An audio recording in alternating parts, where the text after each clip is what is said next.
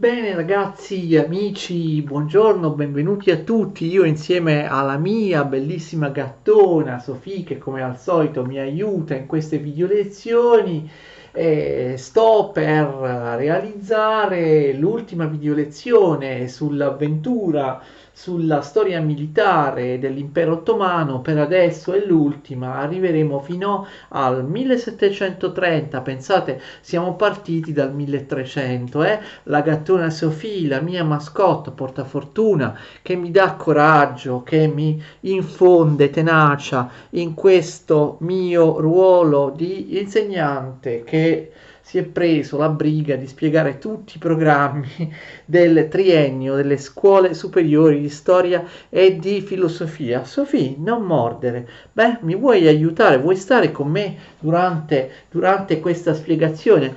Sofì morde, quindi credo che come al solito non voglia, ahia, non mordere, non voglia. Vuoi almeno salutare? Guarda qui, non vuoi neanche salutare, rivolgere uno sguardo affettuoso ai nostri videoascoltatori? Guardate che bella gattona, guardate che occhi sgranati, che occhi grandi, che occhi espressivi che ha la nostra bellissima Sofì. D'accordo, ti faccio andare un bel salto di quelli che piacciono a te.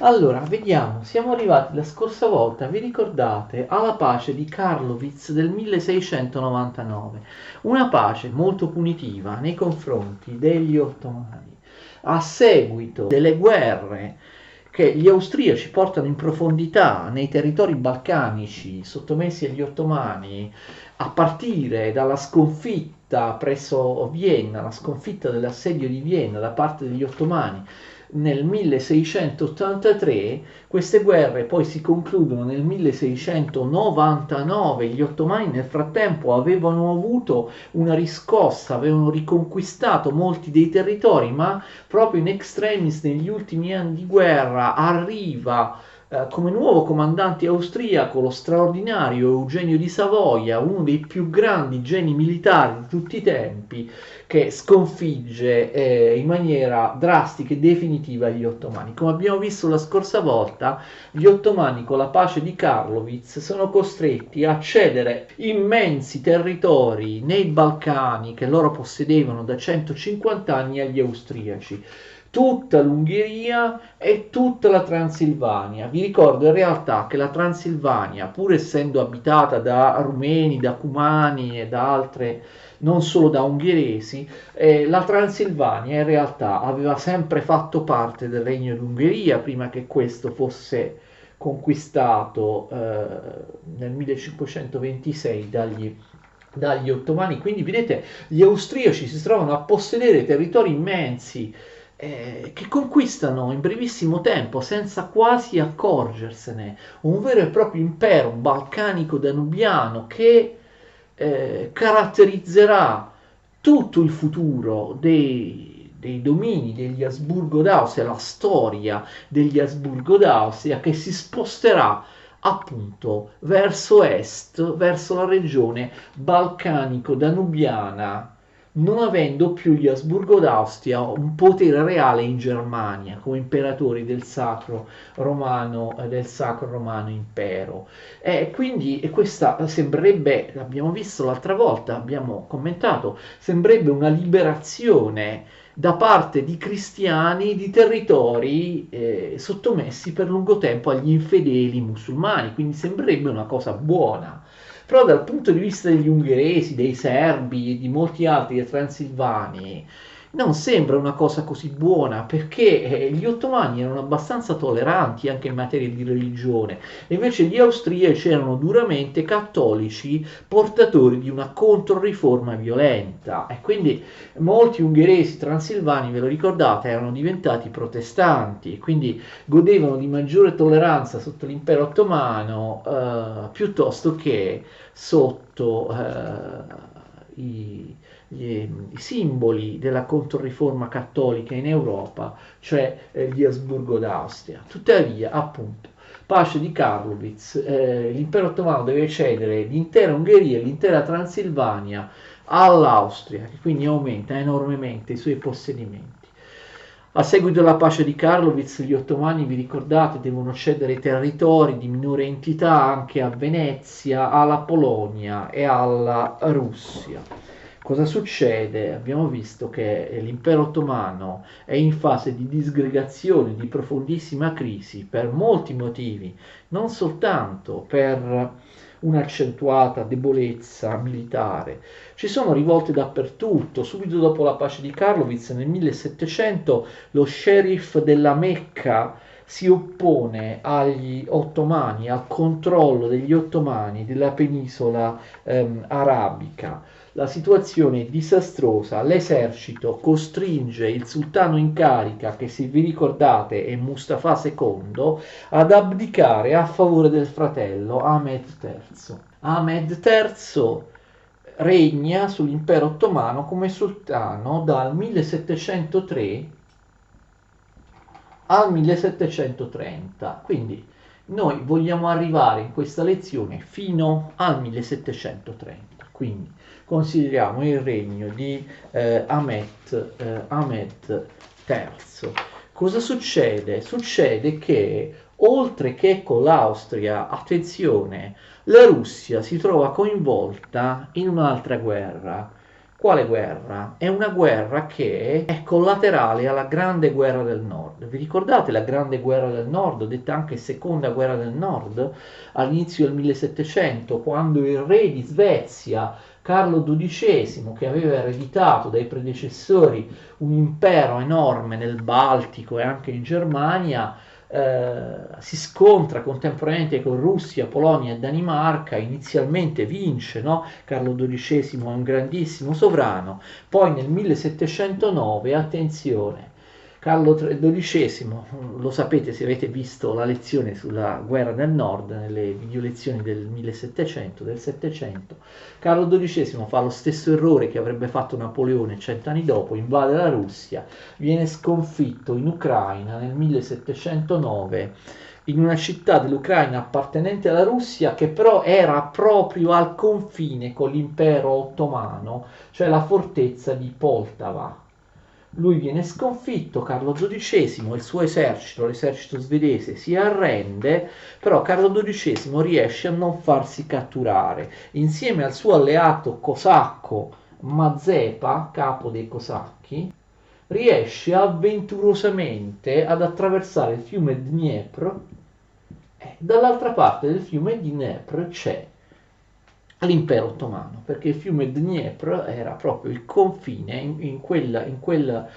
presso Poltava. Il fiume Dniepr era proprio il confine tra la Russia e l'impero ottomano. Quindi Carlo XII si salva chiedendo asilo al sultano, appunto ad Ahmed III, che è piuttosto imbarazzato perché non vuole Carlo XII tra i piedi. Non è una guerra a cui l'impero ottomano vuole partecipare.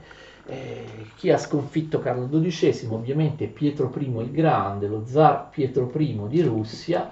Pietro I chiede al sultano Ahmed III, all'impero ottomano, di restituirgli, di dargli come prigioniero Carlo XII, però in realtà niente, il sultano ottomano non lo fa, accoglie Carlo XII e si rifiuta di consegnarlo al suo nemico Pietro I. Cosa succede? Attenzione, Carlo XII ovviamente per cercare di continuare la guerra contro la Russia cerca di spingere il sultano ottomano Ahmed III a fare la guerra contro la Russia. Cerca di convincerlo il re di Svezia, Carlo XII, dice al sultano Ahmed III: tu avresti molti alleati, saresti appoggiato dal Khan tataro di Crimea che si chiama Devlet Ghirei,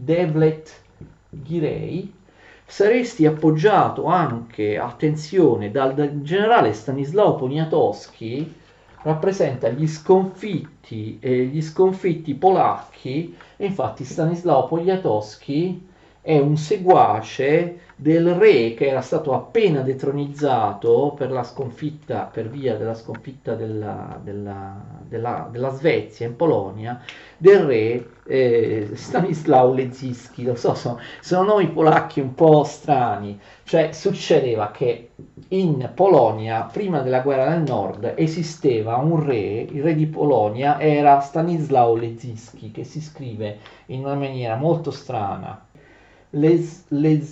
Lesinski, non so se si legge così. Questo Stanislao Lesinski era stato detronizzato perché era un fantoccio della Svezia, era il candidato al regno di Polonia di Carlo XII di Svezia. Essendo Carlo XII, dopo aver occupato la Polonia, essendo stato sconfitto dalla Russia, lo zar Pietro I aveva sostituito il re Stanislao Lesinski con un altro re di Polonia, d'accordo? Con un re della dinastia tedesca della Sassonia, ok? Allora, Stanislao Leczinski, re detronizzato, aveva ancora dei suoi sostenitori che volevano riprendere la guerra in Polonia contro il vincente Pietro, zar di Russia. Tra questi suoi sostenitori c'era Stanislao Poniatowski, si chiamano tutti e due Stanislao, quindi Stanislao Poniatowski era un sostenitore del re detronizzato Stanislao Leczinski, aveva un esercito con cui avrebbe combattuto contro la Russia di Pietro I insieme all'impero ottomano. Non so se mi sono spiegato, ma anche il nuovo capo dei cosacchi, Filip Orlik, avrebbe appoggiato l'impero ottomano contro la Russia, ok? Il sovrano Ahmet III si fa convincere dal re di Svezia e da tutti questi alleati, ok? E quindi scoppia, attenzione, una guerra tra l'impero ottomano, tra i turchi ottomani e la Russia. Questa guerra scoppia nel 1711, non è una guerra di gran conto, però insomma ne dobbiamo parlare. Lo zar Pietro I dà a questa guerra un carattere religioso, chiamando alla rivolta contro gli ottomani gli ortodossi dei Balcani, capite? I russi ortodossi, serbi ortodossi, bulgari ortodossi, greci ortodossi, quindi attenzione, l'impero ottomano già aveva perso Ungheria e Transilvania, rischia di avere una rivolta dei popoli dei Balcani del Sud ortodossi perché proprio Pietro I sfrutta questa solidarietà religiosa appunto per convincere gli ortodossi dei Balcani ancora sottomessi agli ottomani alla rivolta. Pietro I di Russia si presenta come lo zar che può liberare gli ortodossi dei Balcani dal gioco ottomano. Infatti, sia la Valacchia, ma soprattutto la Moldavia rispondono all'appello e si alleano con la Russia. L'esercito russo di Pietro il Grande invade la Moldavia senza trovare eccessiva resistenza e raggiunge l'importante città di Iași. Il voivodo di Moldavia si chiama Dmitry Cantemir, si mette subito sotto la protezione della Russia e invita il suo popolo in Moldavia ad assecondare lo zar Pietro I di Russia. Tuttavia i russi vengono sconfitti in questa guerra, vengono circondati in maniera veramente ingenua, si fanno circondare dall'esercito ottomano presso il fiume Prut. Sono completamente circondati, tra di loro c'è lo zar in persona, Pietro I, si devono arrendere all'impero ottomano, che così vince la guerra. Si arrendono e gli ottomani ottengono un trattato di pace a loro favorevole. A molti, compreso me, sembra strano che gli ottomani abbiano ottenuto così poco dopo aver sconfitto il potentissimo esercito dello zar di Russia, cioè l'hanno completamente circondato, avrebbero potuto ucciderli tutti perché erano in trappola. Gli ottomani si accontentano di una pace che comunque sì, va a loro favore, però non è che ottengono chissà che cosa. Pietro I, zar di Russia, restituisce agli ottomani Azak, che viene chiamata anche Azov. Vi ricordate che lui aveva conquistato sul Mar Nero? Vi avevo detto nella video lezione precedente, l'ha conquistata ma presto la perderà, e quindi la pace 1711. Per il momento vengono messi in soffitta i disegni, i sogni, i progetti di Pietro il Grande di avere uno sbocco al mare, sul Mar Nero, perché la Russia all'epoca non aveva alcuno sbocco al mare, neanche nel Mar Baltico, no? Ora pensate alla Russia, San Pietroburgo nel Mar Baltico, ma all'epoca la Russia non aveva alcuno sbocco al mare, se lo stava realizzando proprio in quel periodo, però sul Mar Baltico, sconfiggendo gli svedesi. Comunque, per il momento niente sbocco al mare sul Mar Nero. Azov viene restituita agli ottomani. Poi il zar Pietro I abbatte alcune fortezze e si impegna a non interferire più con gli affari della Polonia. Certo, insomma, non è che abbiano ottenuto molto gli ottomani, no, da questa guerra vinta nettamente contro i russi. E questo anche potrebbe essere un sintomo della decadenza dell'impero ottomano. Infatti molti storici mettono in evidenza che in questo periodo l'impero ottomano non vuole più combattere, oppure anche quando vince rinuncia a cogliere fino in fondo i frutti di una vittoria. Le rivolte sono dappertutto nell'impero ottomano, si rivoltano i giannizzeri al Cairo, inizia un periodo di ostilità, di instabilità in Egitto. L'Egitto precipita in una guerra civile tra due grandi famiglie. L'impero ottomano ha proprio difficoltà a controllare l'Egitto. Ci sono nuove tensioni tra turchi e ottomani, ma vengono risolte da una nuova pace nel 1713, la pace di Adrianopoli. Peraltro l'impero ottomano si svincola definitivamente dalla Grande Guerra del Nord quando nel 1714 Carlo XII, re di Svezia, abbandona il suo esilio all'interno dell'impero ottomano e se ne torna in Svezia per cercare di raddrizzare questa guerra che stava perdendo. Non ci riuscirà, naturalmente perderà tutti i territori dell'impero svedese sul Baltico, come sapete. Allora, nel 1714 c'è l'ennesima guerra con Venezia, attenzione, da parte dell'impero ottomano, e l'impero ottomano conquista numerosi territori da Venezia. L'impero ottomano è debole, ma anche Venezia nel Settecento non scherza, anche Venezia è in declino. E quindi l'impero ottomano conquista Egina, Tino, ma anche molte città dell'entroterra del Peloponneso, che come vi ho detto veniva chiamato anche Morea. Gli ottomani conquistano Corinto e altre piazzaforti importanti della Morea del Peloponneso come Argo, Nauplia, Corone, Navarino o Metone. La guerra con Venezia continua. Nel 1716 gli ottomani attaccano Corfù senza peraltro riuscire a conquistarla. Attenzione, gli ottomani minacciano non soltanto Venezia, e la minacciano anche più a nord, nell'Adriatico, in Dalmazia. Gli ottomani, attenzione, minacciano anche la Croazia, che vi ricordo appartiene all'Austria, e quindi l'Austria in funzione anti-ottomana, attenzione, l'Austria firma un trattato difensivo, comunque un trattato di alleanza contro gli ottomani con Venezia, d'accordo?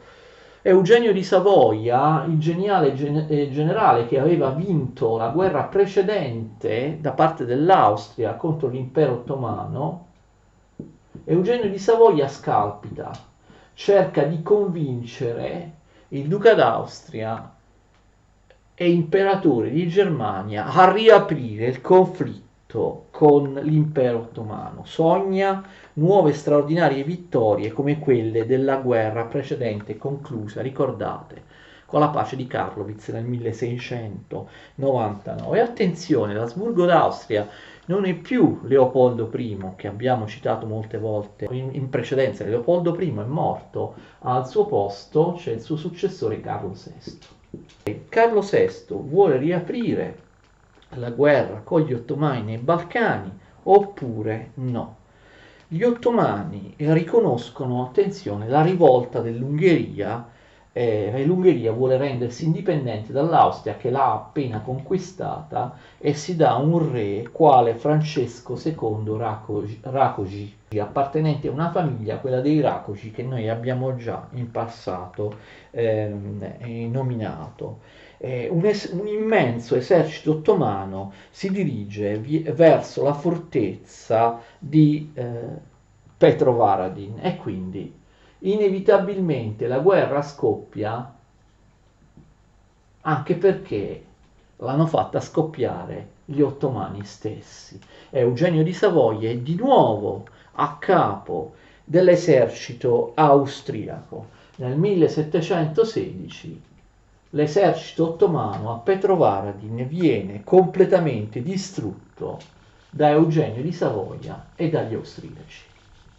Grandissima vittoria di Eugenio di Savoia, che ricomincia a sconfiggere gli ottomani.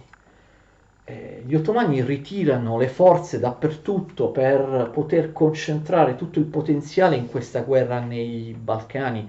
Per esempio, gli ottomani ritirano le forze contro Venezia, a Corfù o in altre zone dove c'erano dei confronti con Venezia.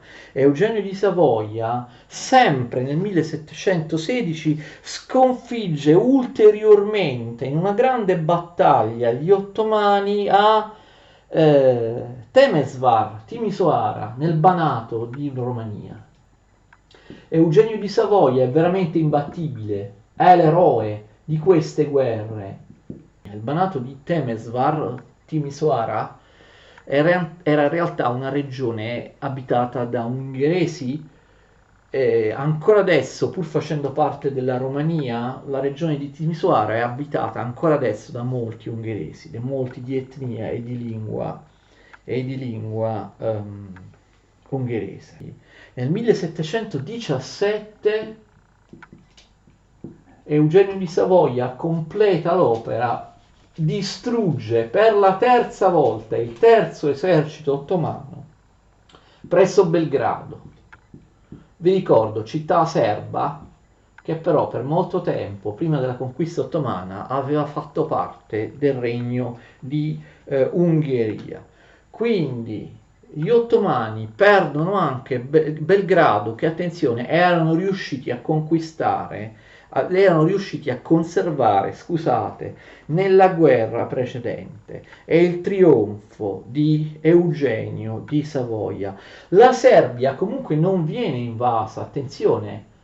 Eugenio di Savoia e gli austriaci occupano solo una striscia settentrionale della Serbia, quella che appunto comprende Belgrado, però il resto della Serbia sostiene gli ottomani e riesce a resistere. Importanti città della Serbia come Zvornik, oppure Zvornik sul fiume Drina, oppure Bihac Novi sul fiume Una, resistono alla conquista austriaca. Quindi la Serbia non viene invasa, viene occupata solo Belgrado e una parte, appunto, una striscia settentrionale della Serbia. I veneziani nel 1717 sconfiggono gli ottomani a capo Matapan, però poi, pochi mesi dopo, i veneziani vengono sconfitti dagli ottomani a Cerigo. In generale gli austriaci restano delusi dai propri alleati veneziani, che non ottengono grandi affermazioni. 1717, questa seconda guerra degli austriaci contro gli ottomani nei Balcani si conclude, anche questa grazie alle straordinarie vittorie di Eugenio di Savoia a favore degli austriaci. La nuova pace che segue quella del 1699 a Karlovic è la pace di Passarovic. Passarovic è un villaggio serbo. Che cosa succede?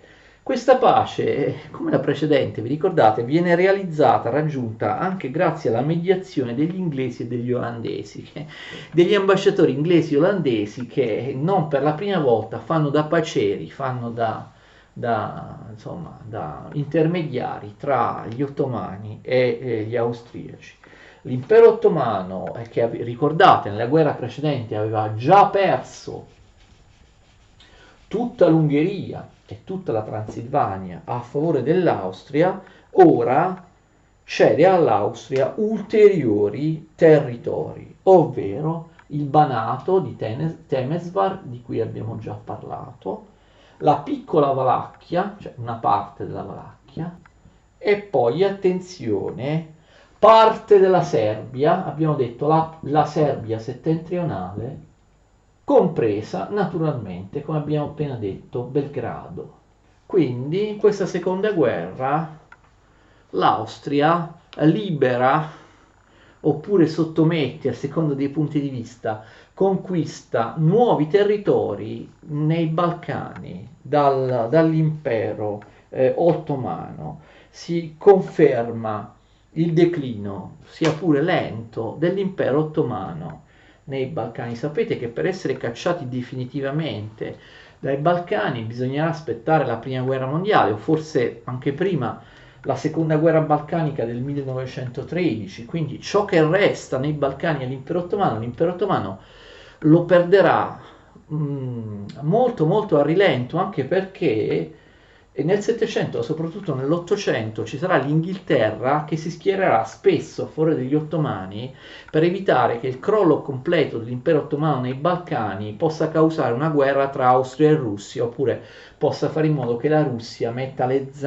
sue zampe sul Mediterraneo. Ricordate nel corso dell'Ottocento tanti episodi, per esempio la guerra di Crimea, in cui l'Inghilterra e la maggior parte dei paesi europei si schierano con gli ottomani contro i russi. Quindi è vero che qui vediamo che gli ottomani perdono metà dei Balcani che avevano conquistato, però l'altra metà se la terranno a lungo, fino alla fine dell'Ottocento, d'accordo? Mentre avrebbero potuto essere cacciati completamente dai Balcani, ma la meschina politica dell'equilibrio europeo tra le grandi potenze garantirà agli ottomani una sopravvivenza appunto prolungata in quelle parti dei Balcani che non hanno perso in queste occasioni. La pace di Passarovic conferisce anche agli austriaci, agli Asburgo d'Austria, privilegi commerciali all'interno di tutto l'impero ottomano. Venezia invece deve cedere dei territori a seguito di questa pace, deve cedere la Morea, tutto il Peloponneso, e l'isola di Egina e l'isola anche di Tino, però si riprende Cerigo, che era una base di pirateria cristiana veneziana. Tuttavia Venezia, attenzione, da questo momento in poi non sarà più in guerra con l'impero ottomano. Venezia è destinata ad una lunga decadenza, non avrà più motivi, insomma, per entrare in guerra con l'impero ottomano. L'Austria si organizza molto bene per cercare di far fruttare i territori conquistati. I Balcani erano sempre stati in miseria. Durante l'occupazione ottomana l'Austria vuole fare qualcosa di diverso. Nel 1719 l'Austria istituisce il porto franco di Trieste, e Trieste è al centro di una rete commerciale molto ambiziosa di commercio nei Balcani. Dal porto di Trieste le merci vengono smerciate in tutti i Balcani appartenenti all'Austria. Voi direte, ma sono secoli che l'Austria possiede Trieste. Sì, è vero, però Trieste era piuttosto isolata lì sull'Adriatico. L'Austria possedeva Trieste, ma non l'entroterra di Trieste. Invece adesso possiede Trieste e possiede anche la Croazia, l'Ungheria, eccetera, e quindi da Trieste, capite, crea un collegamento verso l'interno dei territori balcanici conquistati. Dal 1718 al 1730 con il sultano Ahmet III, in realtà governa un nuovo gran visir che si chiama Ibrahim Pascià, insieme al sultano, alla corte, a tutti i dirigenti più importanti dell'impero ottomano. In un impero ottomano in decadenza non desidera più fare guerra, non desidera altro che la pace con tutti i paesi. Pensate che la corte ottomana, invece di pensare a fare la guerra, si dedica ai divertimenti, passa da un festino all'altro, eccetera, e questa è l'epoca, sembra incredibile, della tulipanomania. Tulipanomania, cioè l'epoca dei tulipani nell'impero ottomano. Tutta la corte ottomana e i grandi funzionari, eccetera, diventano fanatici dei tulipani e coltivano centinaia e centinaia di specie diverse di tulipani, alcune molto pregiate, costosissime, che fanno arrivare da tutti i posti del mondo. Impazziscono proprio per i tulipani. C'è la tulipanomania, il periodo dei tulipani presso la corte ottomana. Si divertono con i tulipani e con tante altre cose, festini, musica, balli e così via. Non vogliono più fare guerre. La corte ottomana si dedica al lusso, al divertimento, ma promuove anche delle attività culturali che prima assolutamente non esistevano. Si diffonde la cultura, l'arte nell'impero ottomano, che ovviamente arriva dall'Occidente cristiano, vengono aperte biblioteche pubbliche, per la prima volta si introduce la stampa. Pensate, il conservatorismo degli ottomani, soprattutto delle autorità religiose, aveva impedito per 2 secoli la diffusione della stampa a caratteri mobili dell'impero ottomano. Lì si andava avanti ancora con i manoscritti appunto scritti a mano. E va bene, comunque l'impero ottomano continua ad avere gravissimi problemi. Nel 1719 c'è la peste a Salonicco che distrugge Salonicco, poi c'è una carestia nella zona del Mar Nero, cioè l'impero ottomano ha gravissimi problemi economici, strutturali gravissimi, che non possono essere risolti semplicemente con il fatto che non si fanno più le guerre. Un'altra guerra l'impero ottomano la fa, ed è forse l'ultima che noi diciamo, fino al 1730. Che cosa succede? Succede, ricordate l'Iran o la Persia della potentissima dinastia dei Safavidi, che erano sciiti, no? Che erano sempre riusciti a combattere, vi ricordate, efficacemente con l'impero ottomano, impedendo all'impero ottomano di conquistare stabilmente il Caucaso, impedendo all'impero ottomano di arrivare fino in India, fino in Uzbekistan, in Afghanistan, ok? Ve lo ricordate? Ma in questo periodo l'impero dei Safavidi sta crollando, c'è una rivoluzione interna in Iran e quindi attenzione, si può approfittare di questo per conquistare molti territori dell'impero persiano. E chi ne approfitta per primo è la Russia, guidata sempre da lui, da Pietro I Romanov, detto Pietro I il Grande.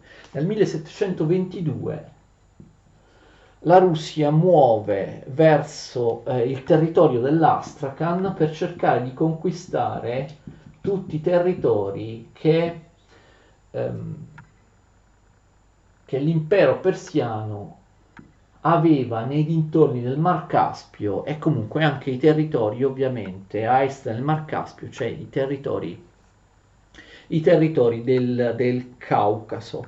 Pietro I occupa Darband e impedisce agli ottomani di avvicinarsi al Mar Caspio. Quindi non è solo la Russia, anche gli ottomani intervengono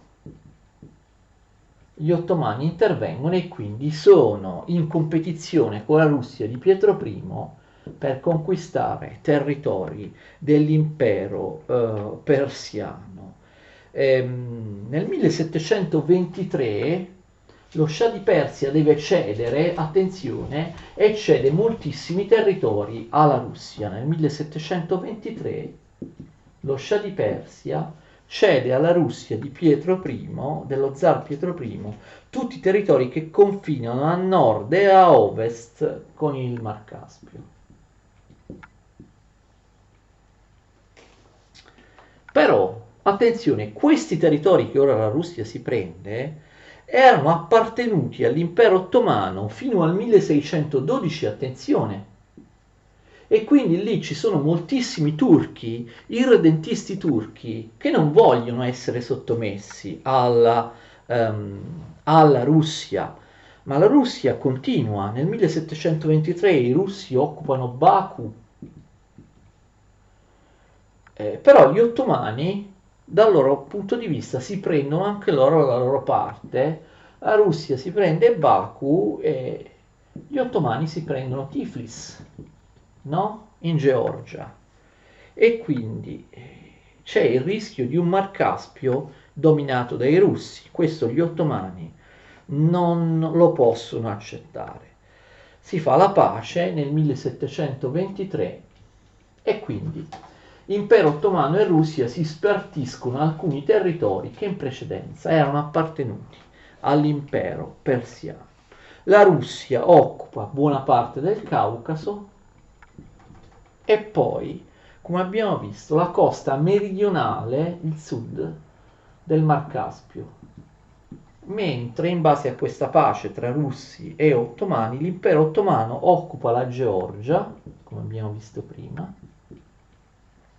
e alcune regioni e città persiane importanti come Shirvan, la regione dello Shirvan non è una città, è una regione, oppure città come Ardabil, Tabriz, ve la ricordate? Ne abbiamo parlato in passato, importantissima città dell'impero persiano, oppure Hamadan e Kirmanshah, d'accordo? Russi e turchi, russi e ottomani si spartiscono alcuni territori dell'impero persiano che l'impero persiano in crisi non può più controllare.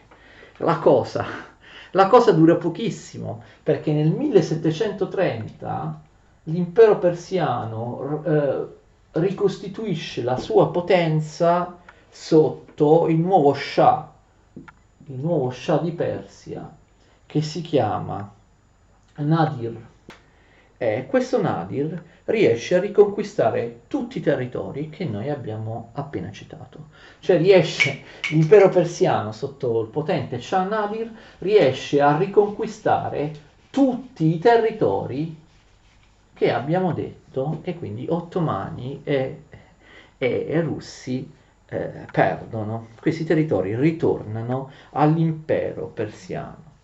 Nel 1730 c'è una spaventosa rivolta dei giannizzeri, inizia tra i giannizzeri non di alto grado. Questa rivolta durerà anni ed è guidata dall'albanese Patron Ahil. È enorme rivolta dei giannizzeri che si diffonde dappertutto nell'impero ottomano, dappertutto nell'esercito. I ribelli pretendono l'abdicazione del sultano. E infatti nel 1730 il nostro sultano amante dei tulipani, l'abbiamo visto, Ahmed III, abdica, si dimette a favore del nipote Mahmud I. Finisce l'epoca dei tulipani, finisce il regno di Ahmed III e inizia il regno di Mahmud I, e Mahmud I regnerà dal 1730 al 1754, ma non vi preoccupate, io vi ho promesso che ci fermiamo al 1730, ci fermiamo qui. Non analizzeremo le vicende che accadono durante il regno di Mahmud I. Mahmud I non era figlio di Ahmed III, era figlio di un sultano precedente, cioè di Mustafa II, ve lo ricordate? Il regno di Mahmud I non inizia bene. Come l'esercito ha voluto il cambio di sultano, hanno eletto il sultano che volevano loro, Mahmud I, ma l'esercito non è contento. Mahmud I deve fare tutta una serie di promesse, ma i ribelli non si fermano, uccidono il gran visir Ibrahim Pascià, e Patron Ahil continua per anni e anni a fomentare la sua rivolta. Pensate che i soldati guidati da Patron Ahil occuperanno per 2 mesi Istanbul, è veramente lo sfacelo per il potere del sultano. Poi successivamente Patron e i suoi seguaci verranno sconfitti e uccisi alla presenza del sultano.